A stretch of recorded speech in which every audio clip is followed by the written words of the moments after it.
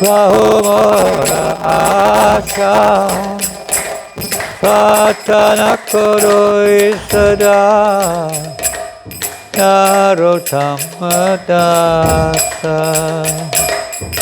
Uparagunaka pade Asha Pratana Koro Isada Narottama dasa Oranga bolite have Ulaka Sharira Hori Hori bolite nai Jani Babineva Oranga bolite have Ulaka Sharira Hari Hari bolite nai Janeva Hare Krishna Hare Krishna Krishna Krishna Hare Hare Hare Rama Hare Rama Rama Rama Hare Hare Hare Krishna Krishna Krishna Hare Hare Hare Rama Hare Rama Rama Rama Hare Hare Hare Krishna Krishna Krishna Hare Hare Hare Rama Rama Rama Hare Hare Hare Krishna Krishna Krishna Hare Hare Hare Rama Rama Rama Hare Hare Hare Krishna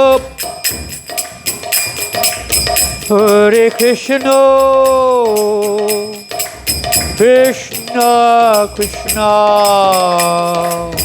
Hare Hare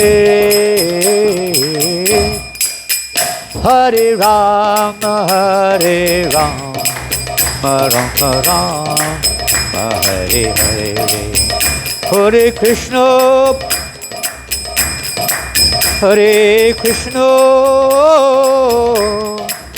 Krishna Krishna Hare Hare Hare Rama Rama Hare Hare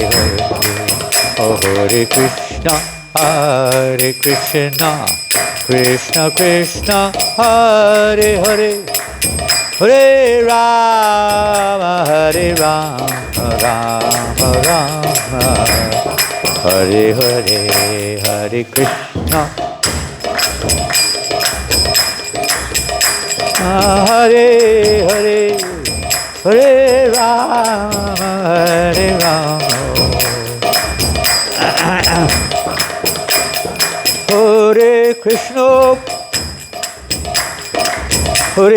Krishna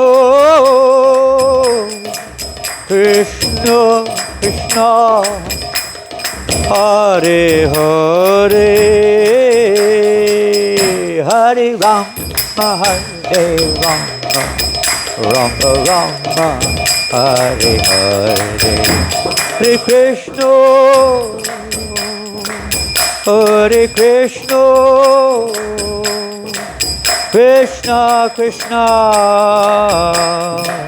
Hare Hare Hare Rama Rama Rama Hare Hare Hare Krishna Krishna Krishna Hare Hare Hare Rama Rama Rama Hare Hare Hare Krishna Krishna Krishna Hare Hare Hare Ram Ram Ram Hare Hare Hare Krishna Krishna Hare Hare Hare Ram Ram Ram Hare Krishna Krishna Hare Hare Hare Ram Ram Hare Hare Krishna, Krishna Krishna, Hare Hare, Hare Rama, Rama Rama, Hare Hare. Go Premanandi, Prabhupada Jai. Hare Krishna. Don't hear that tune much these days. It's a tune from the 80s. You may remember that, by Vyasiki. Vyasiki, the Bengali tune, which he introduced mainly. Vyasiki Prabhu, and of course the Chutananda Maharaj, particularly Vyasiki Prabhu, brought many wonderful tunes into ISKCON, Bengali Vaishnava tunes, from Bangladesh particularly. So we'll continue our reading. Om Jnana Timandasya Gananjana Shlakaya Chakshuram Bhattamyena Tasmai Shri Gurave Namaha Sri Chaitanya Manobhishtam Stapitam Yena Bhutale Vayamrupakadamayam Dadati Shwabdati. So as of yesterday, I think we were in Jagannath Puri. Had Narottama left Jagannath Puri, he went on his journey back to Keturi, in the order of the Lord. He visited, first of all, holy places on the way where Lord Chaitanya Mahaprabhu had personally stopped. And of course, he eventually came to Ekachakra also. He visited Ekachakra. There he had the personal association of Lord Balaram. Lord Balaram appeared to him in the form of an elderly Brahmana and took him around all of his pastime places. It was quite an experience. And then he eventually returned to the place of his Prabhupada Desh, you could say, Keturi, his birthplace also. And when he was in Keturi for quite some time, many people became his disciples, of course, very important people. His own nephew, Santosha, became his disciple, his whole family. Pretty much everyone became a disciple there. And even Brahmins like Ganga Narayan and others have become his surrendered disciples. And Narottama had the inspiration to put on a big festival and invite all the Vaishnavas from all over Bengal and Orissa to attend this festival. Well, the date hadn't been set, but the initial intention was to bring everyone together, particularly since Lord Chaitanya had departed several decades before, that there was a lot of divergence amongst the Vaishnavas and different, associating with Shaktis and Buddhists and Mayavadis and what have you. There a lot of mixture had taken place amongst some of the different groups of Vaishnavas in different places where they were not so, let's say, associated with the absolutely speaking pure devotees of the Lord. So he thought this would be an important service to perform, and then he received a letter from his spiritual master, Lokanath Goswami, informing him that it is very, very important for him to install deities there in Keturi and bring the devotees together. His own spiritual master sent him a letter in the same line, and he thought, how is this possible? And because he spoke to the devotees there in Keturi, his cousin, Santosh, who is now the king of Keturi, of course, the zamindar in that area, was fabulously rich, so he was immediately volunteered to provide whatever funds and facilities were required, but still there was a lot of organizing to do, and he was very eager because he knew his closest friend in devotional service was Srinivasacharya, so he hadn't heard from him for a long, long time. Many years had passed. And he was worried, and he sent messages. Srinivasacharya got married, actually. He was living in a place called Jajigram in Bengal. And but he was not responding to any of the messages, so he was very worried about what was happening. And suddenly, 2 days, one day, some gentleman arrived from Jajigram and informed him that he was traveling and he'd been away for some time. And then suddenly he received a letter from Srinivas himself. A messenger came, but in practically the same day. And it came from Srinivas saying, actually, I'm quite close to Keturi, could you please come to visit me? He was on the other side of the Padmavati. And so Narottama was very excited, so he made his way over there to that village and met with Srinivas and discussed this whole concept of having a festival to celebrate Gaur Purnima. They decided it would be great to bring the devotees to Gaur Purnima. In fact, one of the primary factors of Gaur Purnima festival, at least in its inception, was that this festival would bring all the various branches of Vaishnavism together in unity, with Lord Chaitanya Mahaprabhu, and of course in the center. So they discussed it. Srinivas said it's a wonderful idea, but just you have so much to do. It's almost impossible task. How will you arrange all the various facilities for the thousands of devotees, and how on earth are you going to invite them all? They're all over the place. They're scattered everywhere. And how to arrange all the accommodation and everything. And Narottama, of course, he'd already discussed this with his cousins, and she said, no, we have so many men, my cousin has so much wealth, so many servants, so many disciples, we will send men all over the country to invite every single devotee we know, especially those who are actually associates of Lord Chaitanya. So after some time, Srinivas also had a dream, a visionary dream, in which it was obviously clear that this was the right thing to do. His own spiritual master informed us this should be done. So they organized this festival, well, they started to, and Srinivas said, give me a few days, I will come and join you after a few days and help in the preparation. So immediately the preparation started. Narottama returned to Katuri and Santosh and everything. They started building a big temple in the center of the town to accommodate all the devotees. They started to make residential houses everywhere, eating houses, cooking facilities, everything began immediately with thousands of men working day and night practically to construct the various facilities required. And hundreds of men were sent all over the countryside to invite personal invitations to each and every Vaishnava that they could find and knew about, Gaudiya Vaishnava. Preparations went on, and of course the instruction had come from Lokanath Maharaj to install deities, and a particular feature of this was that there was a bit of a, let's say, a disconnect in some ways between the Bengali Vaishnavas and the Vrindavan Vaishnavas. They're all followers of Lord Chaitanya, but the Goswamis in Vrindavan, in their writings, they rarely mention about Lord Chaitanya Mahaprabhu or the Panchatattva. Their focus was primarily, if you've probably picked that up already, but their focus was primarily, of course we have Krishnadas Kaviraj with the Chaitanya Charitamrita, but other than that, the six Goswamis' primary focus was on worship of Radha and Krishna, primarily. So one of the important features also of this conceptual idea, this festival, was to try to bring a fusion, to bring a unity between these two. Some devotees were a little confused about it. These two apparent different directions. The Bengali devotees were worshipping Lord Chaitanya and Panchatattva and so on, whereas in Vrindavan they were mainly focused on Radha and Krishna. So the idea which was given there by Lokanath Goswami, the spiritual master of Narottama Das, was to install Radha and Krishna deities, no doubt, but to also install deity of Lord Chaitanya. So they immediately started, they got all the best stapatis and others to construct deities of Radha and Krishna. They didn't kind of go to Jaipur in those days, they had to make them locally.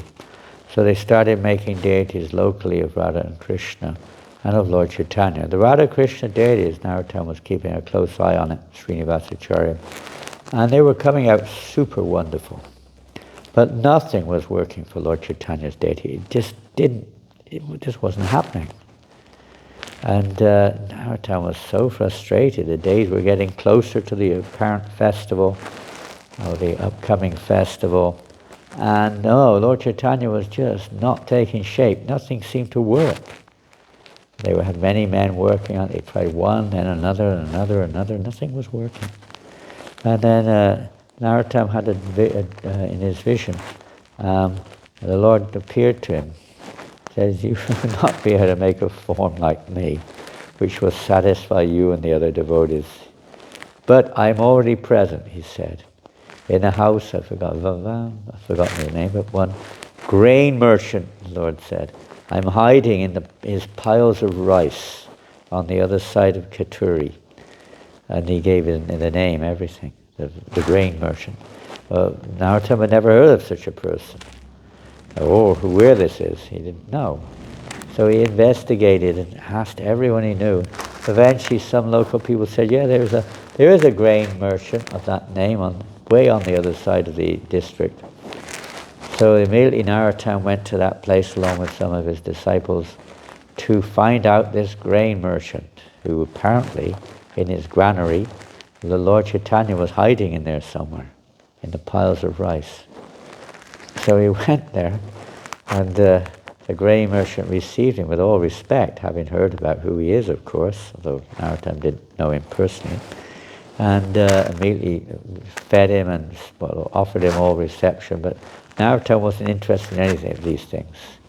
He said, we're having a big festival, and of course big arrangements have been made. I've come to your house. I want to see your granary.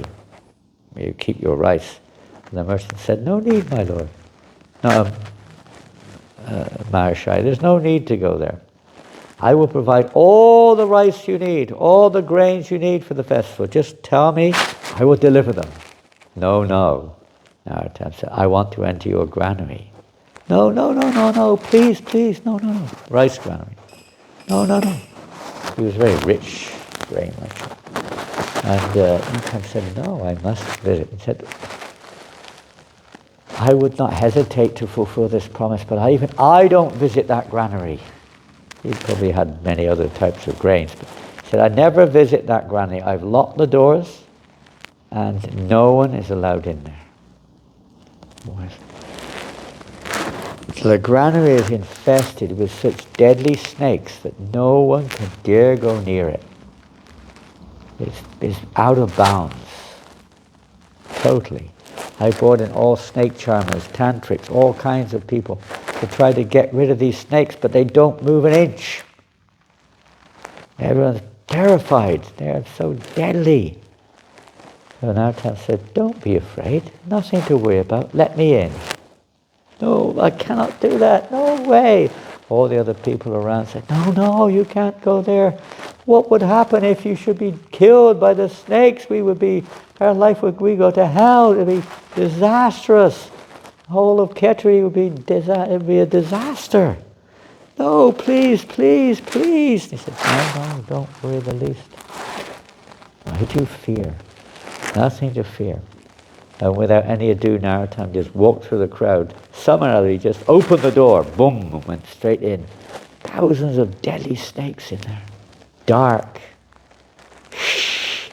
And when they opened the door and went inside, everyone was shocked.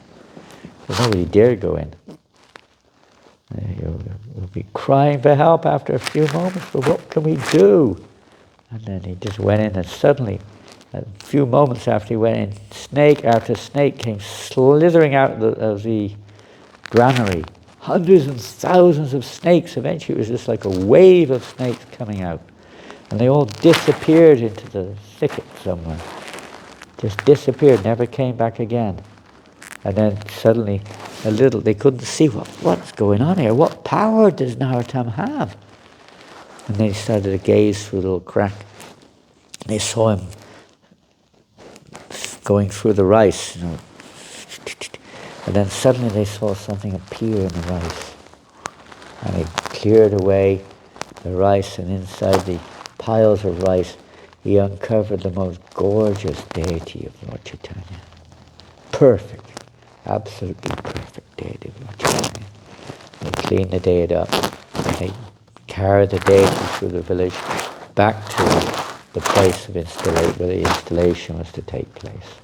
So everything was arranged like that. All the deities were prepared, and everything was ready, and then all the invitations, and then thousands and thousands of devotees arrived. And they'd arranged, King Santosh had arranged special boats for each and every devotee accordingly. It was a big boat with all facilities for Janavama, who was the chief guest, you could say. So many others were coming. So many great devotees were coming. Raghunandana, Shyamananda, I think Shyamananda already arrived, and many other great devotees were coming. If Sridhar Chaitanya was still alive, he was coming, and Srinidhi and Srinath, the brothers of Srivas Thakura, were coming. So many great devotees were coming. All associates of Lord Chaitanya were coming, and thousands of others. Boats, hundreds and thousands of boats were crossing over the river with the devotees on. And then a great festival was held to receive all the devotees. All the roads were lined. Every house had like banana leaves and flower arrangements, nice rangoli and everything in front of the doors, and everything was beautiful. Fabulous arrangements. Hundreds and thousands of devotees in Keturi greeted all the pilgrims, putting sandalwood on their forehead, offering them all garlands, and bathing their lotus feet as they arrived, and taking them personally to their home, to their rooms. Everyone had first-class accommodation arranged. There was like a whole city arranged practically for their accommodation. First class, and everyone had servants to look after their needs. There was a competition. The devotees of Katuri were literally fighting with each other. Please let me serve this one. Oh, let me serve them. Let me serve them. It was like a infectious wave of devotion. And anyway, this is going on, and then the time came for the festival. Of course, perhaps a day before the festival, most of them arrived, and Janavama was to be the special guest. Everyone was a special guest, but the most VIP, the main guest for this event, and overseeing the proceedings even practically. Srinivasacharya, by the way, was a very good organizer. He was the main practical organizer of this festival, with all the facilities of Santoshan, the disciples of Narottama. They organized this amazing Gopani festival. So we're just at the point now of the deity installation. This is the first beginning of the festival. They had their Adivas Fast Festival, which was the day before the actual festival begins. And Kirtan went on, as we heard. I don't know if we did hear, but this was Narottama's order. Lord Chaitanya had ordered him to go to Katuri and establish a revolutionary Sankirtan, blending the spirit of the Goswamis with the spirit of Bengali Vaishnavas, and this would then have this effect of changing the world, you can say. That's the Sankirtan movement. That thousands of people would embrace this, and understanding you could say the non-difference between Sri Chaitanya Mahaprabhu and Radha and Krishna. And through Lord Chaitanya Mahaprabhu, one can actually come to understand Radha and Krishna and develop one's relationship and so on. So his kirtan was the essential feature of the ongoing, you could say, mission of Lord Chaitanya Mahaprabhu. But others were there also, Raghunandana and others who were very notorious kirtan leaders, leading various kirtans. And the various, Narottama was meditating for days and weeks on end on the various style of kirtan, the tunes, the melodies, the songs themselves, and he was spontaneously writing by internal inspiration all these particular songs in Bengali in a way which would be easy for people to understand what Lord Chaitanya wanted him to portray or to explain. Just like the song we just sang now, Gauranga Bhavite, which brings this synthesis together between Lord Chaitanya Mahaprabhu and the worship of Radha and Krishna. Through his songs, this was his special contribution, amongst other things. This is one of his most profound contributions. So he'd been preparing this. He brought together all the best Vaishnava musicians. They were practicing before the festival so that everyone could understand the purpose behind it, not just their musical talents, but the mood and the purpose and everything, which in real kirtan is basically just to create the correct atmosphere for the pleasure of the Lord, or for the particular situation, the right raga, the right everything, musical instruments, everything, just compatible to the objective, which is ultimately to satisfy the Lord. So all this was going on. Huge amounts of cooking were going on. Enormous kitchens with huge pots. There were tens of thousands of devotees. A lot of cooking was required. And then the time came, the next day came, and the installation was about to begin. So we'll just read a bit from here. It's 9:15. Enthusiastic crowds crammed into the temple courtyard early the next morning, marveling at the beautiful decorations. A massive, brightly colored canopy was draped across the wide courtyard, and the entire area was profusely adorned with banana trees, coconuts, flower garlands, mango leaves, and clay pitchers filled with water. In the middle of the courtyard, atop a large flower-bedecked pedestal, stood the 6 deities waiting to be installed, their forms hidden beneath new cloth. In one corner of the courtyard, the Yagyashal stood ready, surrounded by shining copper and brass pots of ghee, sacred water and grains, a pile of neatly chopped wood and a mixture of aromatic herbs and tree barks was ready to offer to the sacred fire. Narottama, Ramchandra and Srinivas discussed the final arrangements with King Santosh. One interesting thing had come. One of Srinivas's disciples, his name was Ramchandra Kaviraj, was traveling with Srinivas when Narottama came to meet him. But as soon as Narottama saw Ramchandra, they kind of fell in love with each other. They were like magnetically attracted. And without even asking, Srinivas said to Narottama, I want to give you my disciple, Ramchandra, as your assistant. And it was a spontaneous, eternal associates serving together on the realm in Goloka also. So he was also very instrumental in all the various arrangements for this great festival, Ramchandra Kaviraj. They discussed the final arrangements with King Santosh. When Narottama saw that everything was ready, he escorted Janavamata to her seat. Then he and Ramchandra ushered the other senior guests to their seats. Standing before the assembly, Srinivas pressed his palms together in respect and humbly addressed the exalted assembly. Most dear Vaishnavas, beloved followers and family of Sriman Gauranga Mahaprabhu, words cannot express our gratitude that you have come to grace this festival with your presence. This is surely a historic gathering, and we have you all to thank for making it possible. He turned toward the senior members of the assembly and with palms still folded said, Please give me your permission to begin the auspicious Abhishek. The senior Vaishnavas nodded their consent, smiling in anticipation. Srinivas at once pulled aside the cloth that had hid the deities from view, and the crowd gasped with delight. Amid their loud shouts of approval and assisted by many Brahmins, he proceeded with the bathing ceremony. The courtyard vibrated with a symphony of sounds. Conch shells were blown, gongs clanged, bells rung, and women made a shrill ululation of joy. The kirtan began, and cartels chimed in time to the deep pulsating of the drums. The holy names filled the air and mixed with the sonorous chanting of the Brahmins' Vedic mantras. Narottama stood transfixed at the sight of golden Lord Gauranga seen through billowing clouds of incense.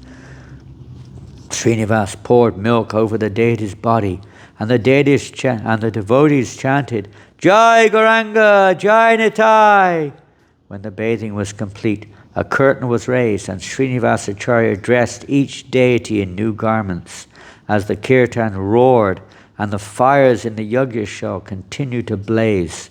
Finished dressing, Srinivas completed the puja by dabbing sandalwood paste on each deity's forehead and offering each a fragrant flower garland. Then again the conches sounded and the curtain was drawn back. revealing the beautiful deities splendidly dressed in their new clothing. The crowd, wild with excitement, crushed forward to have darshan of their lordships. Srinivas lifted one of the deities and called out, Jai Shri Shri Radha Balabhikanta Ki Jai. And the crowd roared its approval. Then he carried the deities to the altar. Then lifting the deity of Lord Gauranga, Srinivas called out, Jai Shri Gauranga Mahaprabhu!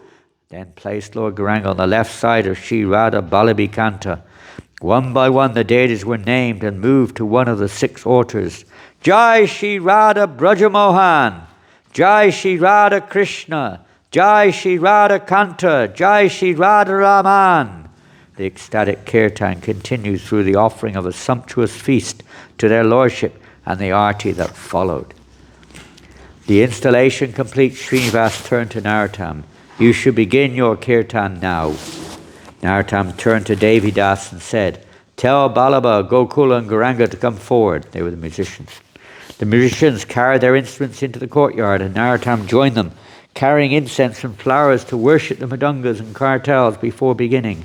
The crowd pushed forward, straining to get a better view.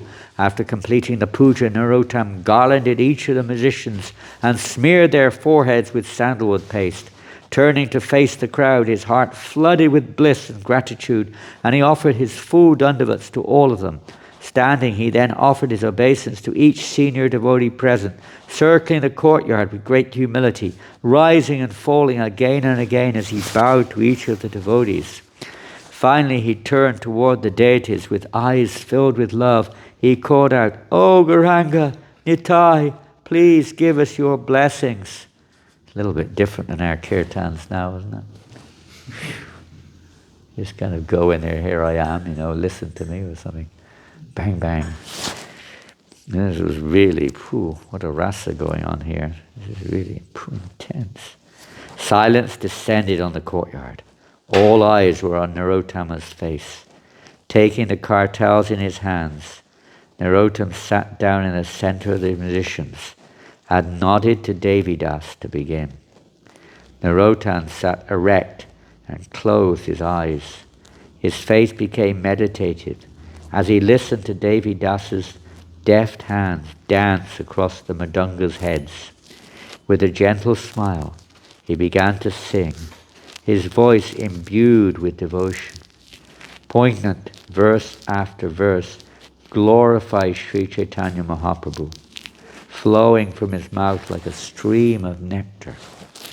The crowd was captivated.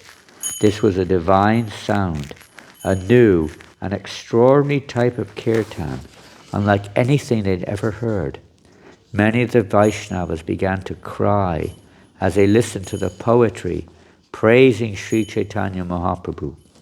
Narottama gradually increased the tempo, and the devotees in the audience clapped and swayed to the beat. As Narottama became more and more deeply absorbed in remembrance of the Lord, his brow furrowed and his body trembled. The cymbals in his hands flashed in the morning sunlight, and tears of happiness flowed down his cheeks. One song after another poured forth from the depths of his heart, each a condensed Veda, conveying volumes of transcendental knowledge. Each raga was matched perfectly to the mood of the song and poetic description of Lord Gauranga's activities. As the music flowed forth from Narottama's tongue, his sweet pastimes came alive in the listeners' hearts. That's Lord Chaitanya's pastimes. Skillfully shifting the mood, style and tune, Narottama then sang the glories of Radha and Krishna. The inundation of pure sound flooded the courtyard with spiritual energy, engulfing the audience in bhakti. No one remained unmoved. All were swept up in the waves of Narottama's prema. Narottama was now oblivious to his surroundings, and he sang on, his body drenched in perspiration, mixed with his own joyful tears. By now many devotees were dancing, forgetting everything but the bliss of the kirtan. As Narottama continued, he noticed an extraordinarily sweet scent filling the air. It was clearly not the fragrance of the flowers or the incense. It was an unearthly, intoxicating scent, which as it swept through the crowd, caused row after row of devotees to swoon in ecstasy. Narottama realized that the fragrance was coming from the deities. With this realization, he felt a profound sense of separation from the Lord, and he changed the melody to match this mood. He thus led the crowd into ever deeper states of spiritual emotion.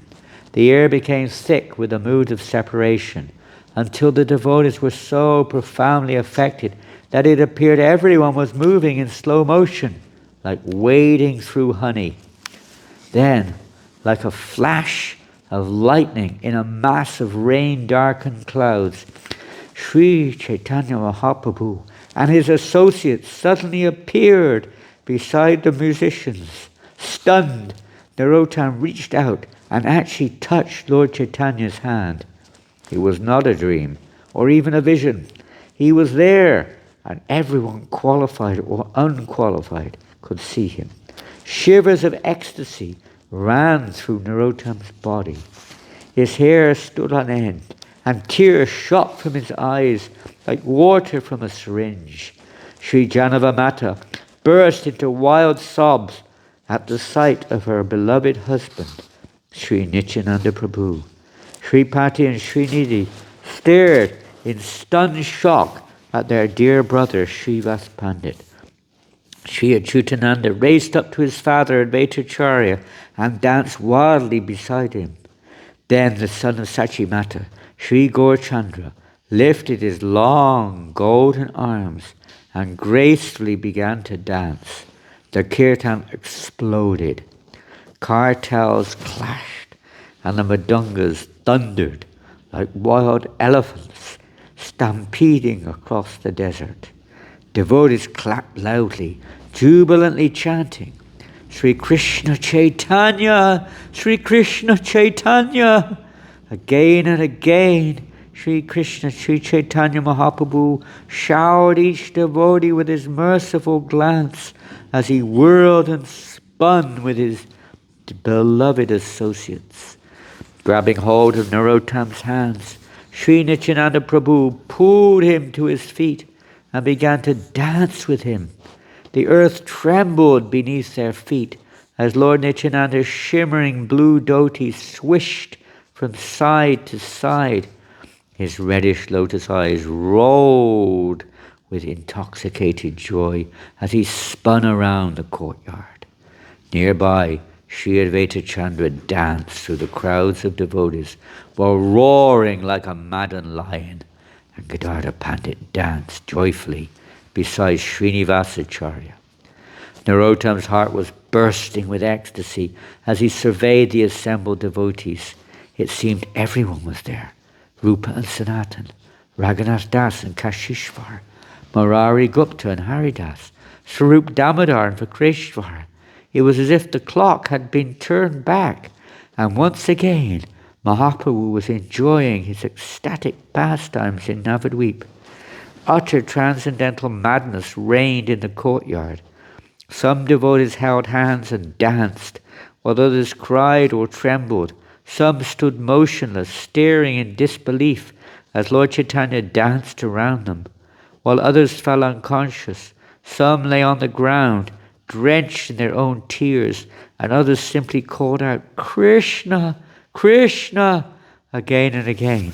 Mad with ecstasy, some devotees, wanting to offer everything they had to the Lord, began to throw coins and valuables, not knowing how much they were giving or even whether anyone was receiving their offerings.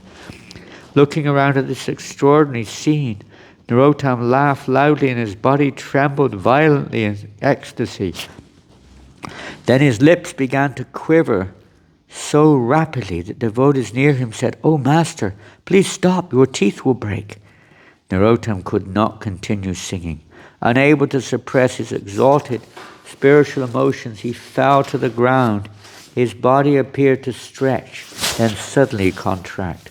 Witnessing this extraordinary ecstatic state, some of Narottama's disciples tried to hold him down, fearing for his life. Others fell at Narottama's feet, thanking him again and again for granting them this experience of unparalleled devotional love. The Mahasankirtans thundered on, and the devotees dove deeper and deeper into the pure nectar ocean of the holy name.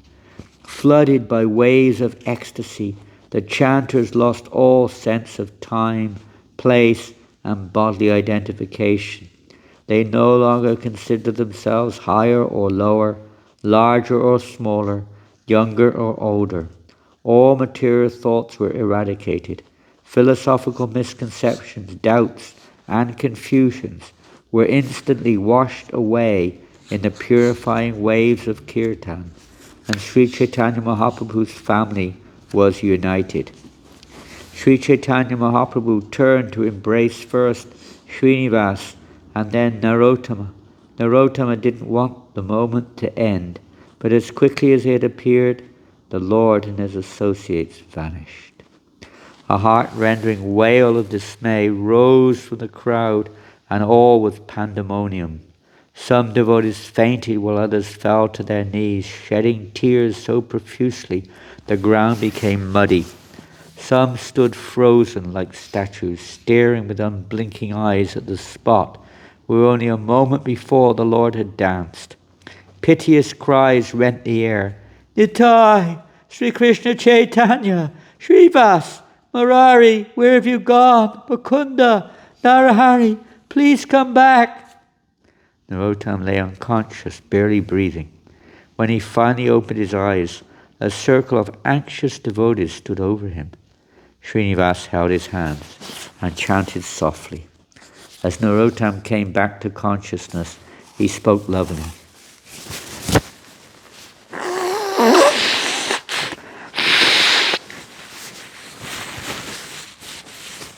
That means Srinivas spoke lovingly.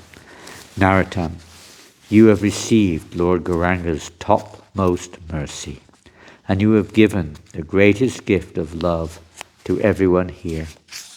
We are also grateful to you. Has anyone on this earth ever seen or experienced such pleasure? Lost in ecstatic remembrance of the Lord, Narottama barely heard Srinivas's words. In the distance he saw Srimati Janavamata approaching, and still quivering with emotion, he tried to raise himself in respect. Narottama, she said, tears welling in her eyes, we are all forever indebted to you for arranging this Sankirtan festival.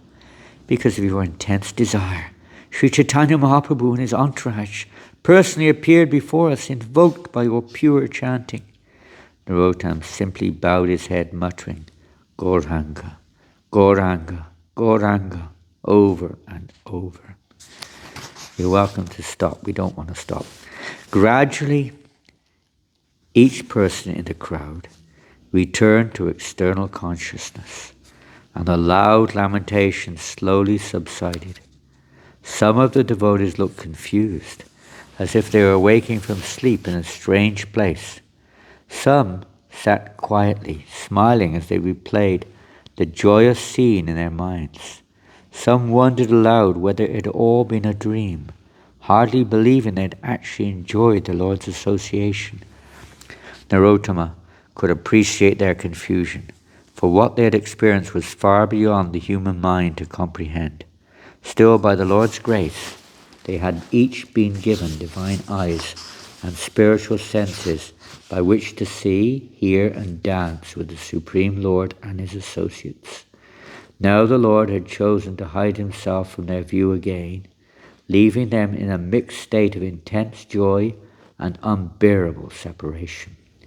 Janavamata suggested to Srinivasacharya that this was the moment to begin the holy festival. Bowing to Janavamata's request, Srinivas hurried off to prepare. Srinivas gathered the many large containers filled with different colored powders that were waiting to be mixed with perfume.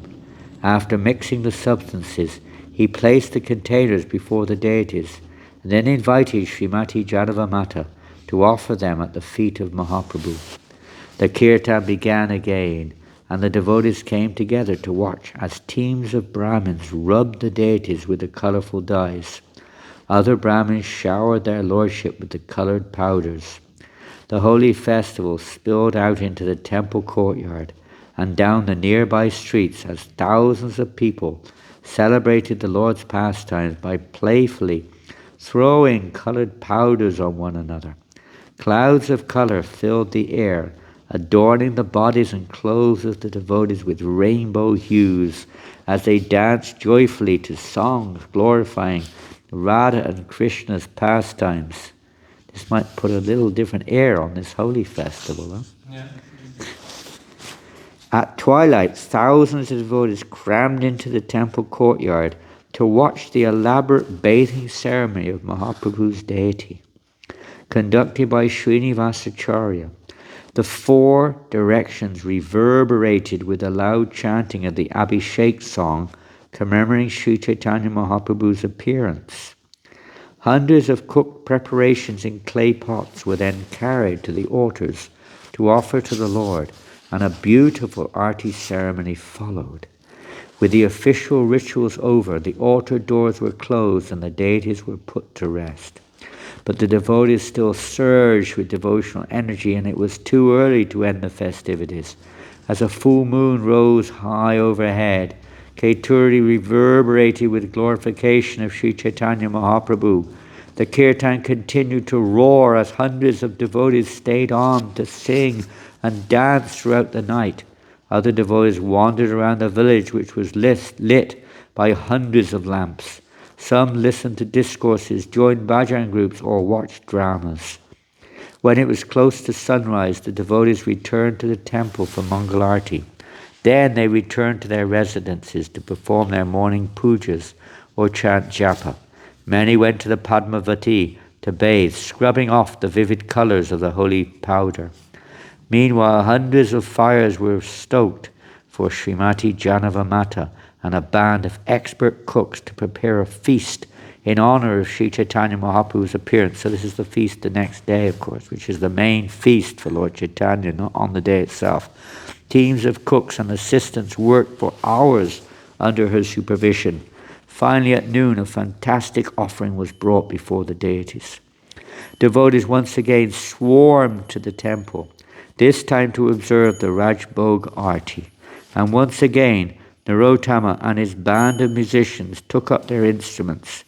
As the divine sound of their Sankirtan filled the air, the audience was again swept up in the joy of chanting the holy names. Srinivas was eventually forced to interrupt the kirtan, so the devotees could honor prasadam.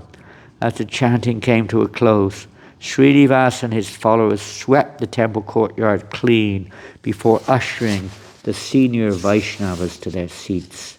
Narottam, Shyamananda and their followers helped him by organizing the rest of the devotees. Within minutes, servers were placing banana leaf plates and clay cups before thousands and thousands of people. The lines of devotees stretched from the temple courtyard out into the village. Pleased to see everyone seated and eager for prasadam, Srimati Janavamata encouraged her helpers to serve as quickly as possible. Thus huge quantities of yogurt, flat rice, bananas, sweets, hundreds of pots of panchamrita were swiftly carried down the lines and distributed to the jubilant devotees. Srimati Janavamata watched carefully to see that everyone was satisfied. Loud shouts of Jai Gauranga, Hari Hari filled the air as the devotees respected the prasadam piled high on their plates. The aroma and flavour of each preparation was so tantalizing that everyone ate far more than their usual capacity. Seemingly endless supplies of fried leafy vegetables, rice, soups, and condensed milk continued to be served until no one could eat another bite. Srinivas and Narottam then went to Srimati Janavamata and begged her to be seated and take prasadam.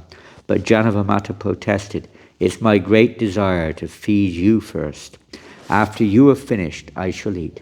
For my sake, please sit in the courtyard with the others." Unable to refuse her request, Srinivas and Narottam sat with some of their associates, and with great affection, Janavamata personally served them prasadam. She coaxed them to eat to their heart's content. Narottama, Srinivas and the others praised Srimati Janavamata's culinary expertise. The feast was stupendous. Once all the devotees had been fed, the festivities resumed. For 3 days, Keturi resounded with the holy name of Lord Krishna. There was also a constant flow of Bhagavat discourses, bhajans, classical dances, and dramatic performances. When the festival finally came to a close, the guests began to leave. The heart-wrenching sadness of their departure was made bearable only by the collective decision to meet again the next year in honor of Sri Chaitanya Mahaprabhu's birth. As hundreds of devotees boarded bullock carts, palanquins, and boats to begin their journeys home, King Santosh gave each new clothing, plates, and gold coins. Narottama and Srinivas humbly bowed before Srimati Janavamata, bidding her and her entourage an emotional farewell. Soon afterwards, Sripati and Srinidhi headed back to Nadia, and Vidya Chaitanya gathered his group for Ambika. The Shantipur devotees also prepared to depart. Some of the guests could not bear the thought of leaving Thakur Mahashaya's association and decided to stay on in Keturi for some time. But eventually everyone was forced to return to their own homes. Only Srinivasacharya and Ramchandra Kaviraj remained in Keturi with Narottama and his disciples. A few weeks later, Srinivas announced that he would return to Yajigram and Vishnupur. Narottama cried in despair at the thought of separation from his dear friend, but Srinivas consoled him. Don't worry. By the Lord's grace we will meet again. In the meantime, Ramchandra will remain here to keep you company. Ramchandra Kaviraj, who had developed a profound love for Narottama, said, Yes, from now on, we will always remain together. This gave Narottama solace. He had come to love Ramchandra as they had worked side by side to prepare for the festival. It would be a joy to have his company. And so it was that after Srinivas's departure, Narottama and Ramachandra became inseparable associates.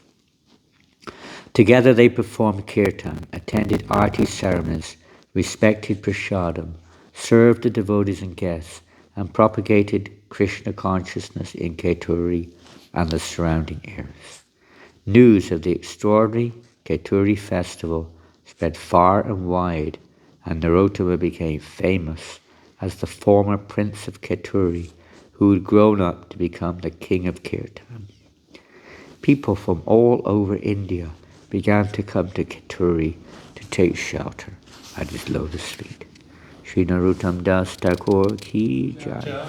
Shri Harinama Sankirtana ki jai. Shri Keturi Mahamahotsav ki jai. Gaur Premanandi. Hare Krishna. Whew. Well, amazing. Amazing account. Imagine if our Gaur Pranim festival was anything like that. So this deity of Chaitanya Mahaprabhu is in Keturi? I don't know. I really don't know. I don't know anything about it. And I've heard it. I've never heard it. And I'm sure that the answer can be given by someone who knows, but I don't know.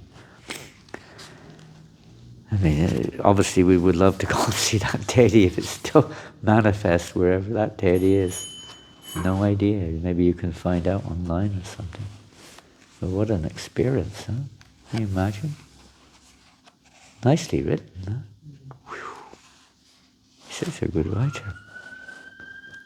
So easy to read, very easy. Sometimes the writers make it very difficult to read, putting in funny words which you can't follow the thread and all sorts of things.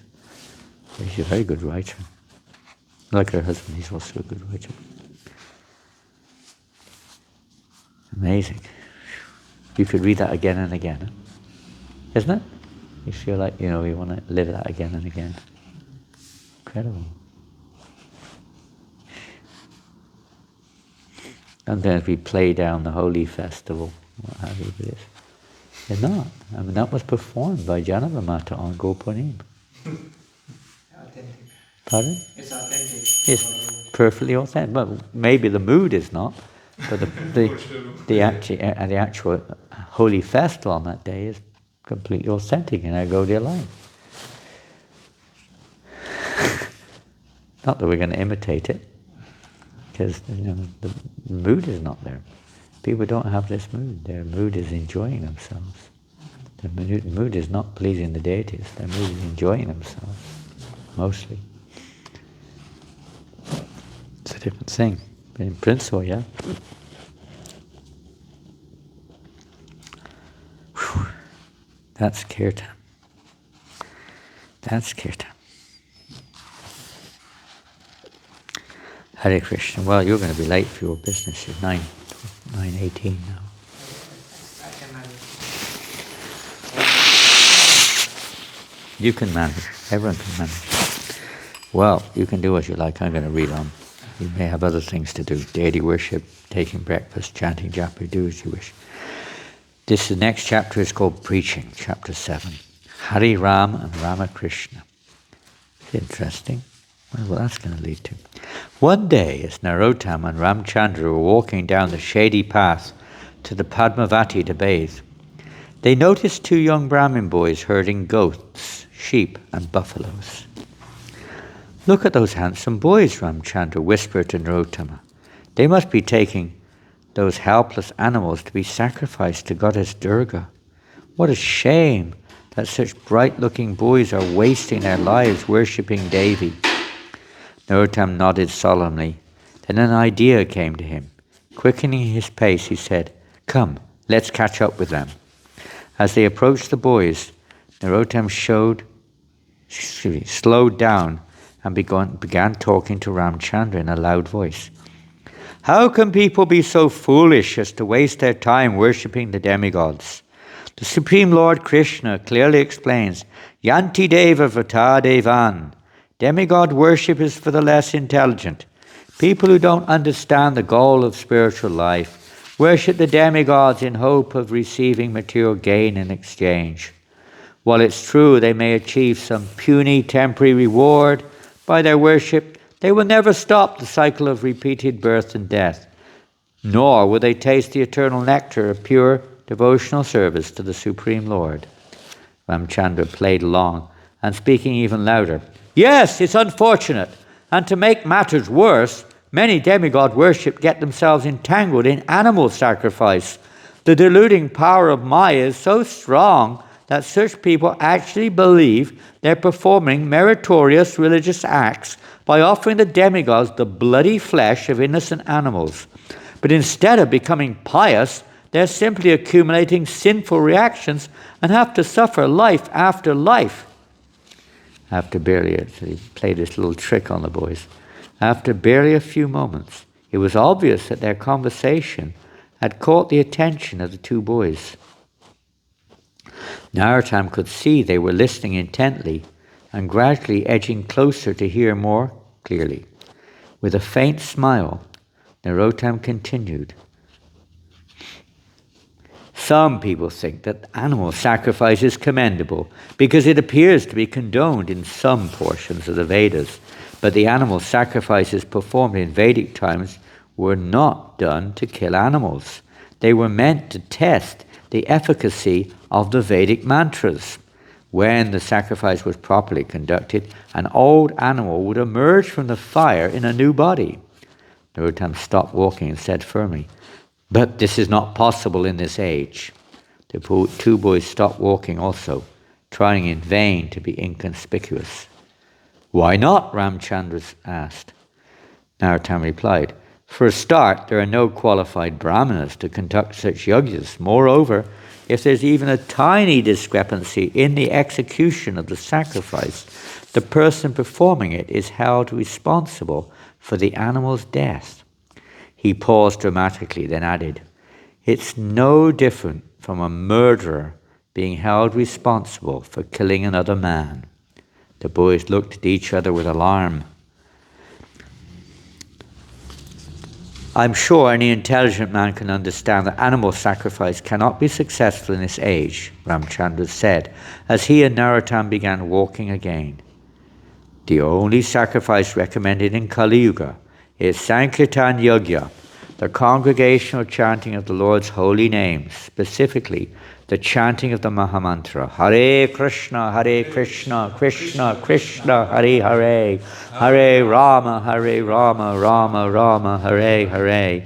This is the greatest of all mantras, and is especially intended for this degraded age. By performing the Sankirtan Yajna, the mirror of the mind will be cleansed, and when that mirror is cleansed, one is automatically liberated. Only then can one go back to Krishna, back to Godhead. Narottama nodded.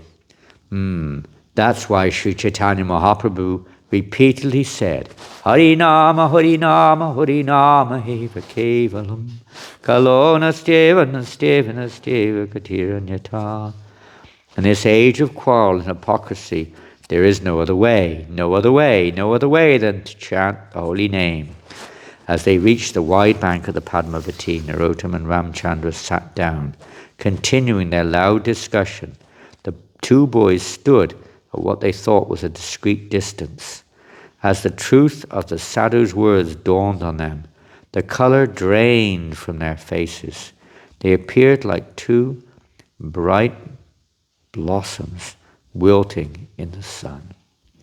One of the boys whispered to the other, What they say is true. We have been committing horrible acts by sacrificing animals to Devi. I will never do it again.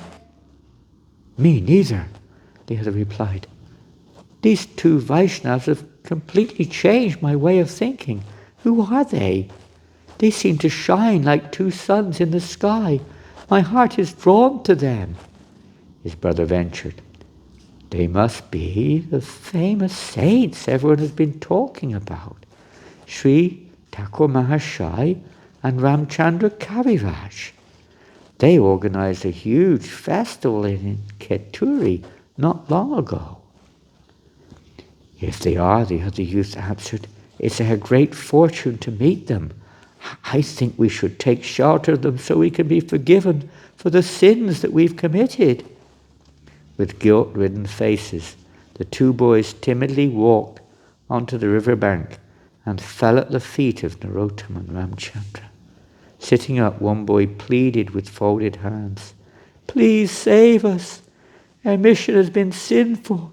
You have given us new vision. Please deliver us, the other begged. Otherwise we're doomed. Touched by their humility, Narottama asked, Who are you? Where are you from? The boys replied, I am Hari Ram, and this is my younger brother, Ramakrishna. The first boy said, We're from Ganeshpura, and our father is Shivananda Acharya. He's a devout worshipper of Devi. He sent us here to buy animals for his Durga Puja. These animals are quite expensive, Ramachandra noted. Yes, the boy confirmed. My father spends lavishly on worshipping Devi because he wants to get into heaven. Ah, yes, I've heard of your father, Narottama said. Then he added, And do you think he's right? No, now we know how terribly mistaken he is. Smiling, Ramachandra invited, Why don't you boys come with us? We'll show you Sri Chaitanya Mahaprabhu's temple. The boys readily agreed. Harinam unharnessed the animals and set them free. Bleating with glee, they happily trotted off down to the riverbank. The animals. Narottama, Ramchandra and the brothers bathed in the Padmavati river before going to the temple. After taking darshan of the deities, the boys sat with Narottama and Ramchandra and were taught about the science of Krishna consciousness. The boys sat mesmerized, eagerly drinking in each word. At the end of the day, Hari Ram grabbed hold of Narottama's feet and begged, Please let us stay here with you. We have no desire to go home. Narottama said, It's better that you go home. Your father is a wealthy Brahmana with great influence in this area. He will not approve of you staying here, and neither will his friends. Have you considered this? The boys replied, "If we get your mercy, we don't need anything from our father or from society. Please let us stay with you." Narottama relented with a smile, and the boys moved into his ashram. 10 days passed swiftly. Hari Ram and Ramakrishna were deeply inspired by the lively temple environment, hustling with melodious kirtans, vibrating 24 hours a day, and the frequent discourses on Srimad Bhagavatam and Chaitanya Charitamrita. This is actually a temple. That's what it's for. It's not for any other reason. It's not a counselling centre. It's not a marriage matchmaking centre. It's not a social club. It's not a managerial office. It's not the king's palace. It's not a place for sense gratification. With awe and wonder, they closely observed the two acharyas as they interacted lovingly with each other and all the Vaishnavas and visitors. They were amazed to see Narottama Thakur's deep immersion in the worship of his beloved deities, daily overseeing every aspect of the puja, especially making sure the cooking was always excellent. The boys were surprised to find out that the Thakur had asked the cook to wear a cloth over his mouth while preparing food to ensure the offerings were always clean. It's interesting. They also marveled to see that Narottama and Ramchandra never wasted any time. They were always busy, attending all the artis, often dancing ecstatically, circumambulating the temple 5 times every morning, and constantly chanting the holy names. The boys noticed that Narottama never spoke to anyone while he chanted japa, that after respecting Krishna Prasadam, he always instructed his disciples not to touch his contaminated eating plates. The boys were disappointed not get the remnants of Thakur Mahashai, but were delighted to taste the succulent prasadam served daily. In this glorious environment, Hari Ram and his brother rapidly transformed. They were now effulgent devotees who fully embraced the Gaudiya Vaishnava philosophy and practices. Ramakrishna took initiation from Narottama, and Hari Ram from Ramchandra Kaviraj. News of their conversion spread quickly, and when their father in Ganeshpur heard it, he sent a messenger to Katuri, insisting that the boys come home immediately. Submitting to the command, Narottama instructed Hari Ram and Ramakrishna to return to their father's house. I wonder what happened to those remnants of Narottama. Interesting also. I don't know if it's mentioned elsewhere, we haven't come upon it so far. But he wouldn't let anyone touch his remnants.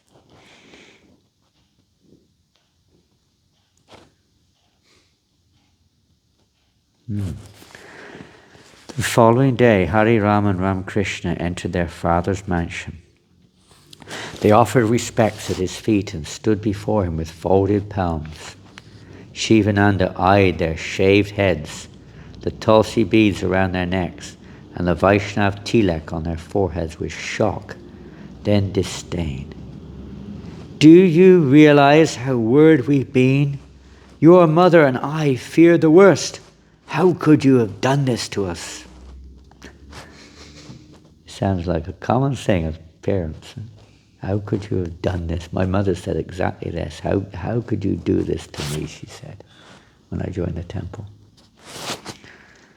Then in a harsh tone he demanded, "And what have you done with the money I gave you for Devi's puja?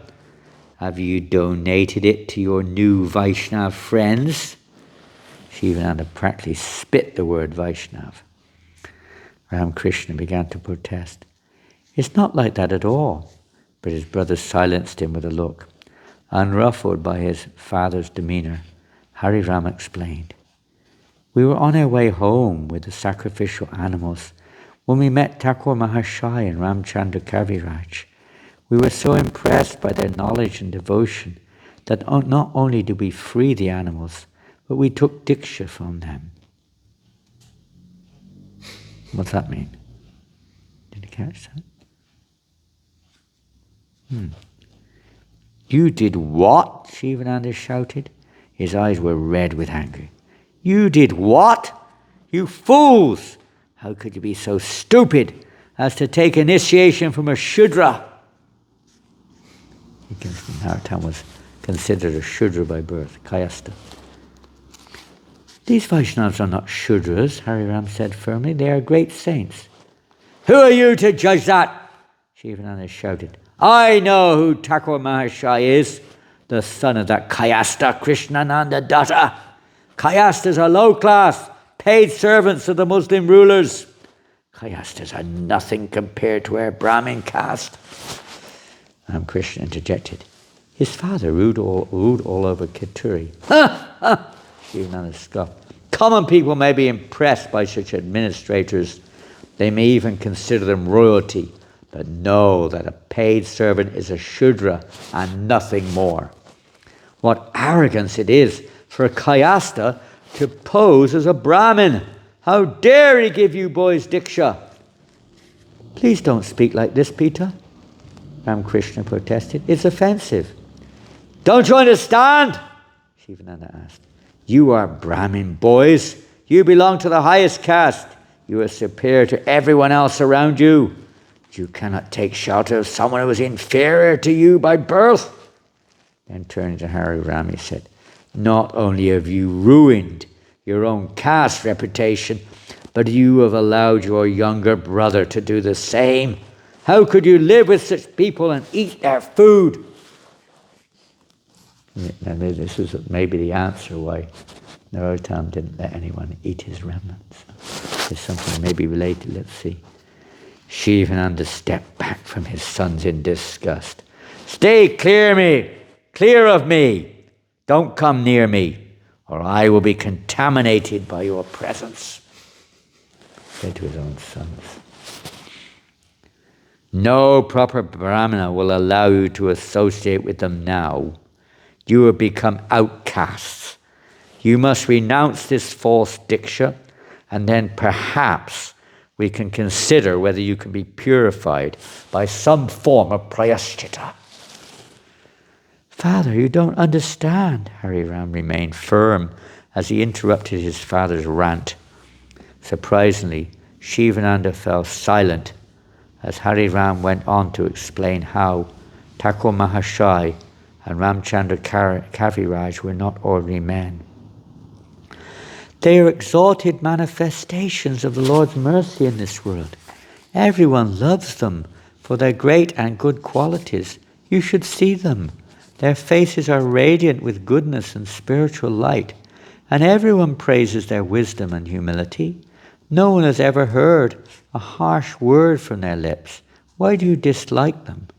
Shivananda's eyes blazed again with scornful anger. They may be sadhus, but who has given them the right to give initiation? That is the birthright of the Brahmins and no one else. But Pita, Hariram objected, if one is in full knowledge of the science of God, then he is a qualified spiritual master, regardless of where he is born. It doesn't matter whether he is a Brahmin or a Shudra, if he is rich or poor. Shivananda shook his head violently. There are plenty of Brahmins who are qualified gurus. You had no need to go to low-class persons. Don't you see anything but a person's social status? Ramakrishna asked, exasperated. The qualities a man manifests are far more important than his birth. If someone is born in a Shudra family, but endowed with Brahminical qualities, he should be accepted as a Brahmin.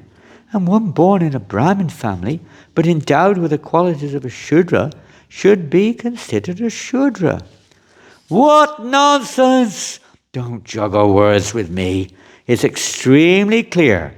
A Brahmin is a Brahmin, and a Shudra is a Shudra.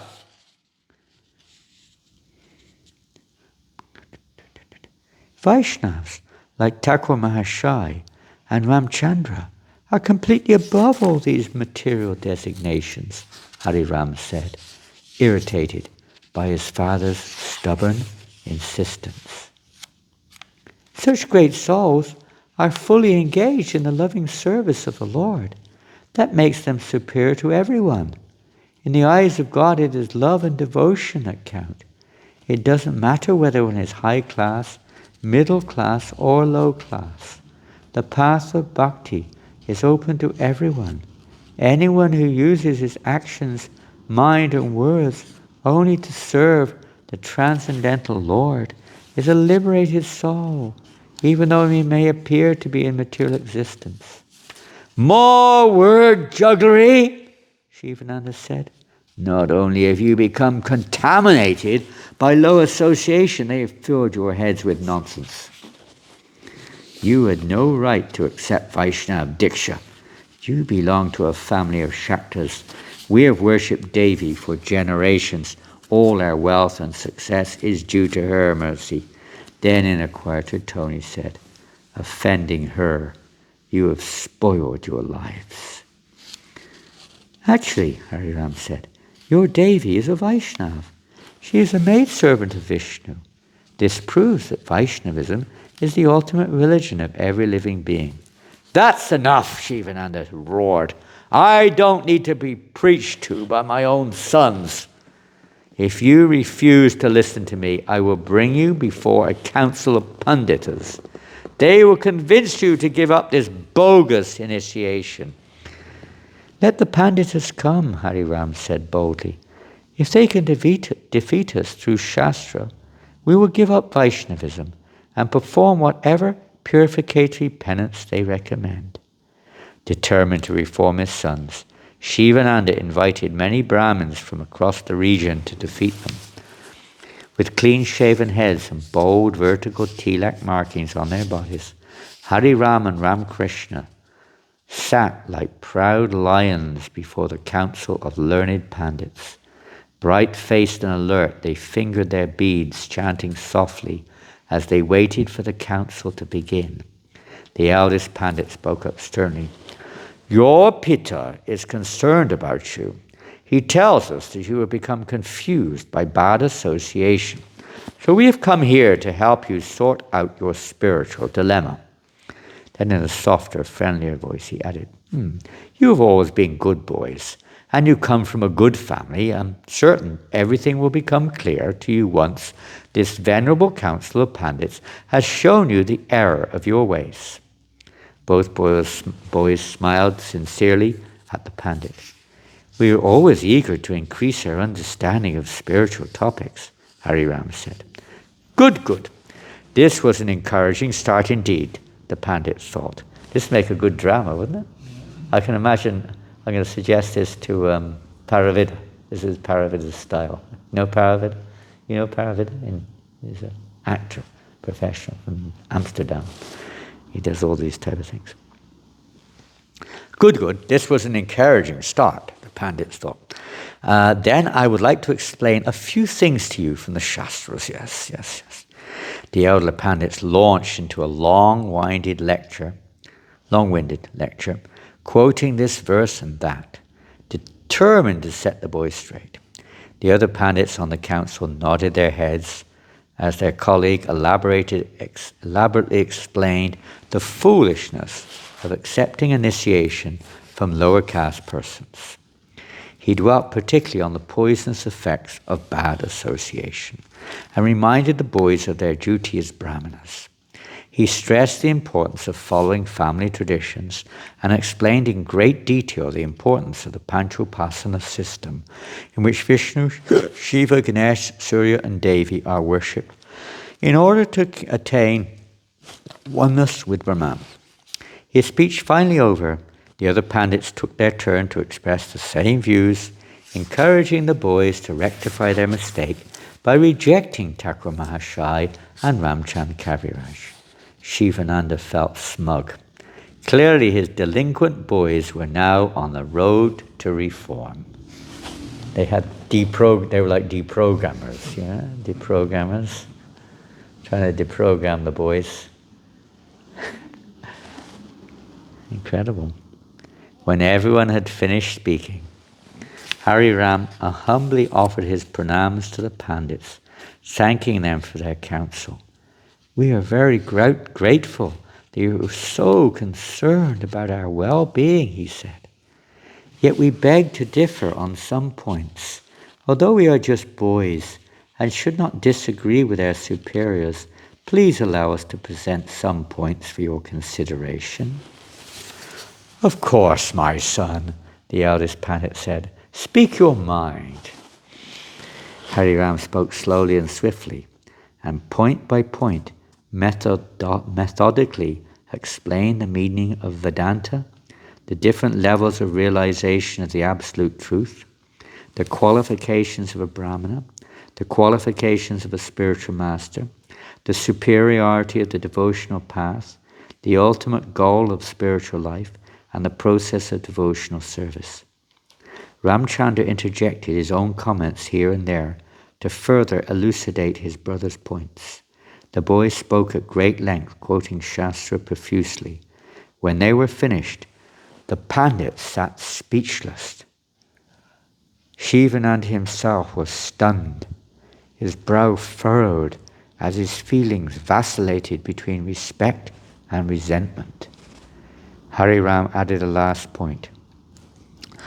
Because a Vaishnav has understood the essence of Dharma and is fully engaged in the loving service of the Supreme Lord, his position is the most exalted. He is a liberated soul, transcendental even to a Brahmana. Therefore we concluded that there is no fault in our taking initiation from a devotee of Lord Krishna like Thakura Mahashai. On the contrary, by serving such a Vaishnav, we will benefit everyone, from the demigods to our family members. There was silence. No one countered Hari Ram's arguments. Rather, the Pandits stared at the boys in amazement. Some of them appeared charmed by the boys, while others were bewildered and some indignant. One Pandit said, "The Vaishnavas no doubt have great power."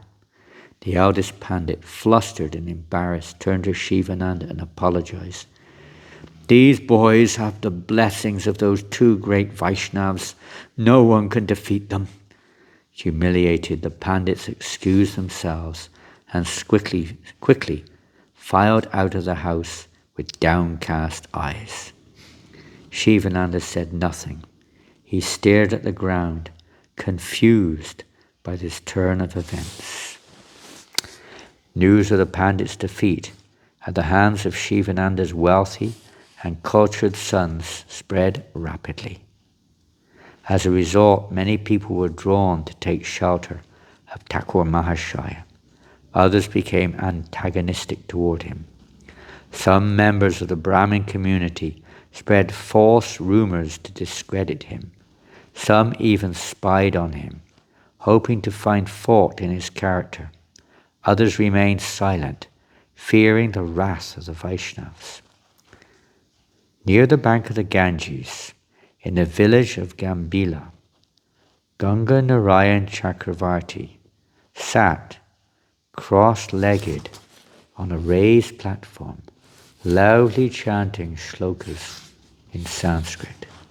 His attention was distracted by two boys softly singing kirtan as they passed by. Their sweet singing captivated his mind. There's something extraordinary about those boys, he thought, studying their radiant faces. On closer scrutiny, he recognized them. Intrigued, he called out, "Aren't you the sons of Shivananda Acharya from Ganeshpur?" Surprised, Hari Ram and Ramakrishna turned to the Pandit.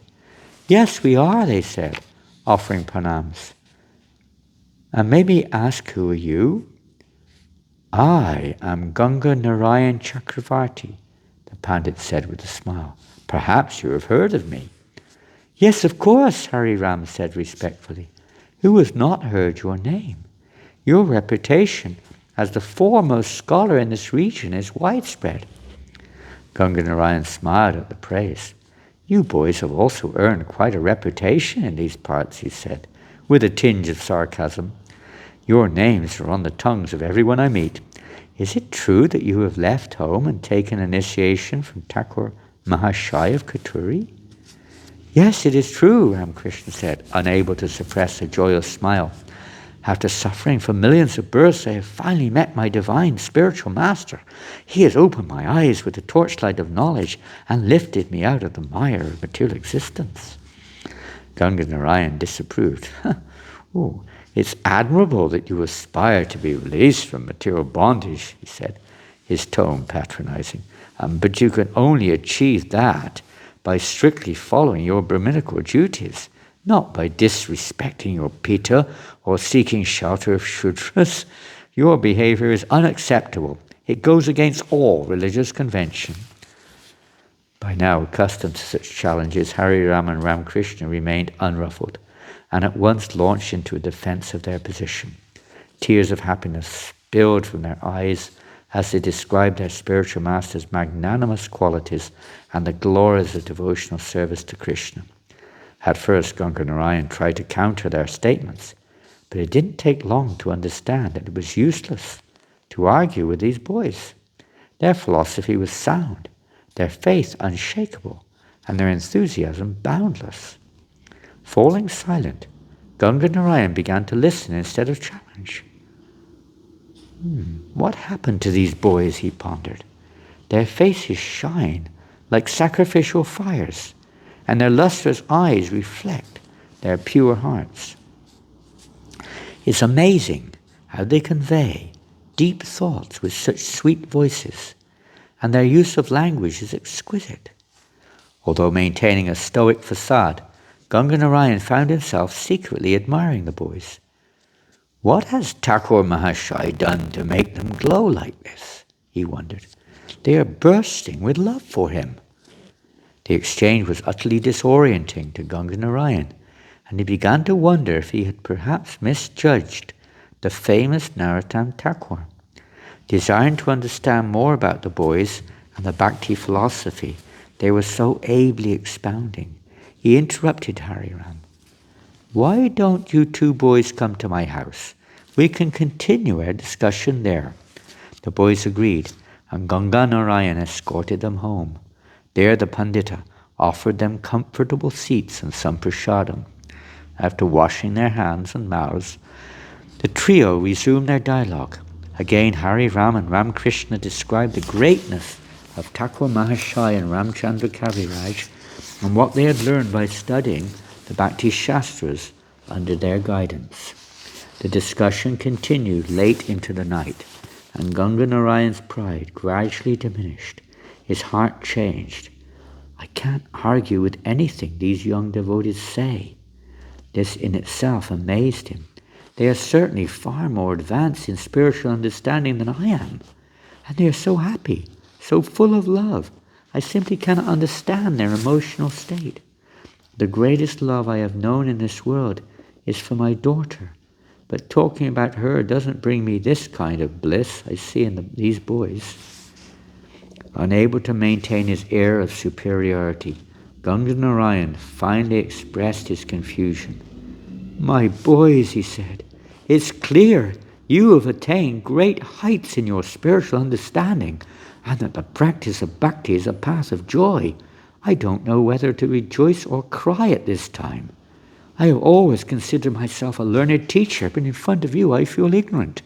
In all the days of my life I have not tasted even a thousandth of the happiness I see in you. What then is the use of all my learning? After studying hundreds of scriptures and posing as an elevated spiritualist, I have never shed even a single tear of ecstasy. His voice choked with emotion. Ganga Narayan asked, why is this? Why is my heart so empty? Why have I failed so miserably? I have always followed my dharma explicitly, strictly adhering to all the rules and regulations of Brahminical life. Hari Ram gently interrupted him. You Pandits like to talk of dharma and rules and regulations, but you seem to lose sight of the real purpose of dharma. The only reason to perform any religious activity is to become connected to Krishna, the Supreme Personality of Godhead, through his loving service. Pleasing him is the goal, and it's not possible to please him by becoming a perfect Brahmin, acquiring knowledge, or observing etiquette properly, or even perfectly. None of this gives the Lord pleasure, nor does distributing charity, performing austerities or sacrifice, being clean, or following strict vows. The Lord is pleased only when one has unflinching, unalloyed devotion to him. Everything else is simply for show. If your activities do not bring you to the point of loving God, they are a useless waste of time. The Lord wants only your love. When you love him, your life will be filled with bliss. It's as simple as that. Ganganarayan nodded. It's truly wonderful how the right way stands out so clearly when you speak. By your kindness, my eyes have been opened to the truth. Ganganarayan sighed. But the truth is sometimes painful. Oh, fie on my life. Why did I waste my time with dry learning? What's the use of knowing hundreds of shlokas when my heart is devoid of love for the Supreme Lord? It's never too late to take to devotional service, Ramakrishna said encouragingly. Krishna's always waiting for us to turn to him. You make it sound so simple, said Ganganarayan, but I fear that it's not so easy to develop loving feelings for the Supreme Lord. It's one thing to understand the theory, but how does one do it? How does devotion arise in the heart? By what means can love for Krishna be attained? Now you have asked the right question, Ramakrishna said happily. And the answer is also a simple one. Devotion is awakened by the mercy of a pure devotee. Unless you take the dust of the lotus feet of a pure Vaishnava on your head, you cannot understand who the Supreme Personality of Godhead is or how to serve him. This is the secret to success, because the humble servant of the servant 100 times become the humble servant of the servant 100 times removed. If you can't understand the importance of serving Vaishnavas, then you will not progress in devotion. To cultivate Krishna consciousness, you must endeavor to please the Vaishnavas with your body, mind and soul. A pain shot through Ganganarayan's heart at these words. Remembering all the horrible things he had said about Thakura Mahashaya and his followers, he felt the bitterness of remorse. If you are serious, Ramakrishna continued, find a real Vaishnava guru and take refuge at his feet. Then you will be directed on the path and love will blossom in your heart. Guru Krishna Prasadi Pai Bhakti Lata Beach. The Bhakti Lata, the seed of devotional service, can be received from a pure, bona fide spiritual master. If we faithfully abide by his orders, then Krishna will be pleased. Thakura Mahashaya always teaches that a genuine disciple must take the Guru's instructions as his life and soul. Attachment to the lotus feet of the spiritual master is the best way to make spiritual advancement, because by the Guru's mercy, all desires for spiritual perfection are fulfilled. As the eminent Chakravarti sat quietly, digesting these words, hope began to stir in his heart. These two boys were transformed into brilliant gems by the magical touch of Sri Thakura Mahashaya. He thought, perhaps by his mercy I can also change. Deeply repentant, the great Pandit humbly begged Hari Ram and Ramakrishna to help him. I have committed so many offences to your beloved spiritual master and all the Vaishnavas. How can I be forgiven? Is there any hope for a foolish, pompous Brahmana like me? If I can't get the mercy of Sri Narottama Thakur, I will have wasted my life and I will drown in a sea of sorrow. Greatly pleased by the Pandita's extraordinary transformation, the two brothers took hold of his hands. They encouraged him. Don't be afraid. No one is more kind and forgiving than Thakur Mahashai. The whole world can find bliss from his loving kindness. Simply by desiring his mercy, you have as good as crossed over the ocean of sorrow and reached the other shore. Their sweet words calmed Ganga Narayan and gave him hope. Outside, a thin curve of moon rose in the darkening sky. It's late, Hari Ram said. We should rest. Tomorrow, my brother and I will return to Katuri. If you like, you can come with us and meet Thakur Mahashai. Ganga Narayan eagerly accepted their offer and brought kusha mats for the boys to sleep on. The Pandita also lay down on his bed, but his agitated mind kept him awake late into the night. What a fool I've been, he thought. I was so proud of my knowledge that I dare criticize Thakur Mahashai. What will happen to me? Tears filled his eyes. What will he do when I approach him? Will he condemn me or forgive me? He is known to be merciful, but will he overlook my offenses? Finally, late into the night, he drifted off to sleep. In his dream, Narottama appeared before him, shining with the brilliance of the sun. Narottama said, "You are my servant," he said with a compassionate smile. "Do not lament. All of your desires will be fulfilled." Early the next morning, Hari Ram and Ramakrishna escorted a contrite but excited Ganga Narayan to Katuri. Arriving at the temple, they first took darshan of the deities. Then they went to the room where Thakur Mahashai sat with his disciples. Ganga Narayan was nervous as he entered the room, his face clouded with guilt and shame. But when he saw the golden face of Narottama Thakur smiling so warmly at him, exactly as he had seen him in his dream, tears fell from his eyes and he fell at Narottama's feet. "There is no one as worthless as me," he cried. "I am guilty of performing so many sinful deeds. How can I possibly attain your mercy? Yet I dare to come here seeking service and sanctuary at your feet." Thakur Mahashai was gracious. "Everyone is welcome in Mahaprabhu's service," he said. "But what will the other Brahmins think of your behavior?" "Oh Mahashai," Ganga Narayan exclaimed, "if I can get your favor, nothing else matters. I'm not worried about the opinion of those devoid of devotion.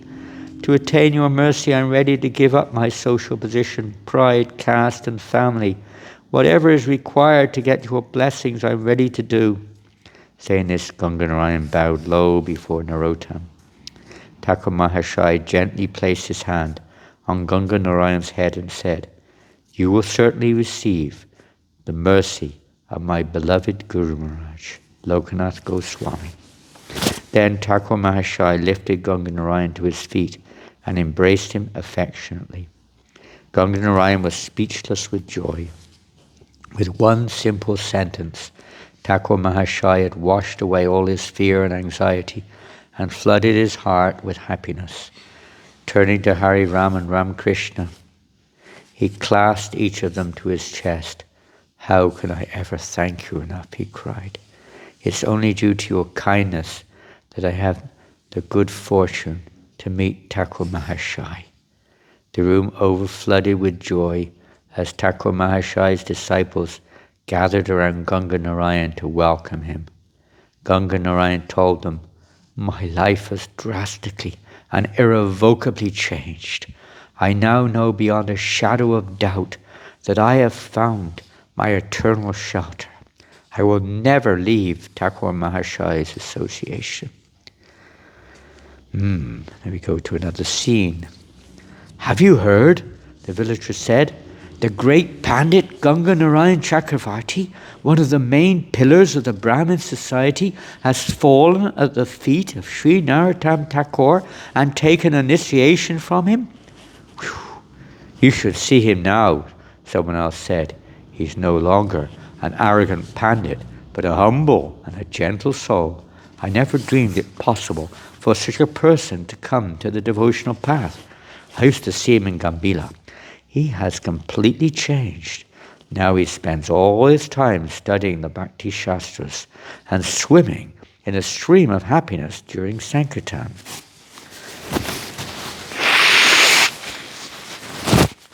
Sri Thakur Mahashaya is a touchstone, said another. Whoever comes in contact with him is transformed. Such talks could be heard in all quarters as news of Ganga Narayan's amazing transformation spread from village to village. As Thakur Mahashaya's fame rapidly increased, more and more people came to Katuri to take his shelter. The challenge. However, trouble still rumbled amidst the orthodox Brahmin community. Already alarmed by Thakur Mahashaya's growing popularity, they were further shocked to hear of Ganga Narayan's unexpected conversion to Vaishnavism. Such a blow to their prestige, the thought of Thakur Mahashaya, infecting even the greatest Brahmin pandits, inflamed both their envy and their anger.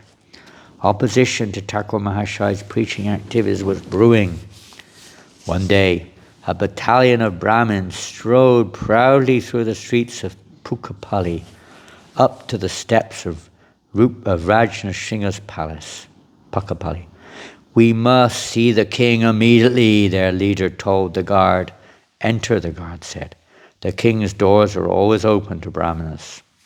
Filing swiftly through the ornate palace gates, the Brahmins stepped into the hall where the king was sitting with his court pandits. As the sun has risen, the king said, the sun has risen twice today. Rajnasingha said in welcome, come in, please sit down. To what do I owe the honor of receiving so many exalted guests? As the pandits took their seats, the chief Brahmin stepped forward, his head held high. He cleared his throat and addressed Rajnasingha. My dear king, I and this highly esteemed group of Brahmanas are here to lodge a complaint against Narottama Thakur Mahashaya. The Brahmins of this region are alarmed by his blatant disregard for Brahminical culture and the natural order of Varna Ashram. He is acting irreligiously and is influencing others to do the same. Something must be done to stop him. The king said, his eyebrows raised. I was not aware that Thakur Mahashaya was causing a disturbance. The king glanced curiously at his court pandits, who remained silent. It's true that since his famous Katuri festival, he has amassed a large following and wields great power in this region, but I was under the impression that he was truly a great sadhu. He poses as one, the pandit said sarcastically, but his actions tell us different. This man, no better than a low-born Shudra, is so arrogant that he openly initiates Brahmanas. Can you imagine? He snorted. A Shudra initiating Brahmanas? What a farce! Everyone knows that giving spiritual initiation, studying the Vedas, worshipping the deity and performing yogas are duties for Brahmanas. These activities are never meant to be performed by Shudras or Vaishyas. What kind of saint is one who gives up his own dharma and accepts that of another? The Brahmin's face flushed and his voice rose along with his anger. By whose authority does this Shudra accept the occupational duties of a Brahmana? How dare he disregard the ancient system of Varnashram, which has been respected across this land since time immemorial? Rather than following the path of Dharma, this foolhardy Narottama has concocted his own brand of religion and is now widely propagating it. This is extremely dangerous. If his influence spreads, the Brahmins will lose their authority. The entire social structure will fall into chaos. This is indeed a serious matter, the king said gravely.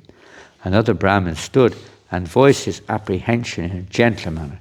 Generally, we Brahmins are peacefully engaged in puja and shastric study. We don't like to speak harshly about anyone or to get involved in politics, but when religious principles are transgressed, we feel it's our responsibility to bring it to your attention. Thakura Mahashai now has so much influence that we can no longer sit silently while he makes a mockery of our religious traditions. Yes, called out another member of the group, the Shastras warn that as Kali Yuga progresses, the Shudras will begin to read the Vedas. Now it appears that Thakura Mahashai is ushering in the age of Kali by not only studying the Vedas, but giving instructions to Brahmins and even initiating them. Many Brahmins have been fooled by his trickery and have come under his influence. Even some of the greatest pandits in this region, Ganga Narayan Chakravarti and Jagadishacharya, have just taken initiation from him. It's like he has some kind of mystic power by which he captures people's minds. This Narottama is going to make a laughing stock of the entire Brahminical class. It's a disaster. Inciting each other's fears and insecurities, the crowd of agitated Brahmins nodded and continued to defame Narottama. Ever since Thakura Mahashai has been preaching Vaishnavism, the worship of all other gods has been neglected. Many people have taken Vaishnava mantras and abandoned all tantric rituals. Instead, people simply sing and dance like madmen in their Sankirtan. It's true, shouted another. Thakura Mahashai must be stopped. The religion of the Brahmins is at stake.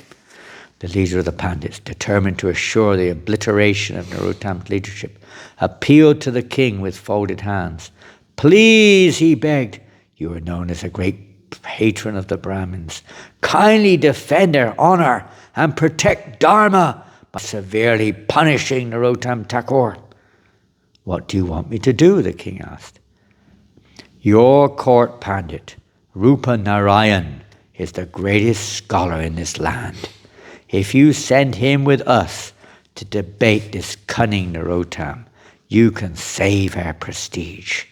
Once Narottama Thakur has been exposed as a fraud and publicly humiliated, he will lose his influence and be forced to flee in disgrace. The king turned to the famous old Pandit, Rupa Narayan, who sat by his side, smiling enigmatically. Suddenly, another elderly Brahmin named Rajnashrinh from Rajnasringa's court stood up and stepped forward. My king, he said softly, if you will allow me, I would like to make a few points. For one should not take action without full consideration. Yes, certainly, speak your mind, the king said. Don't be deceived by these Brahmins. They have misunderstood Narottama Thakur. I have met him, and he is truly the embodiment of virtue.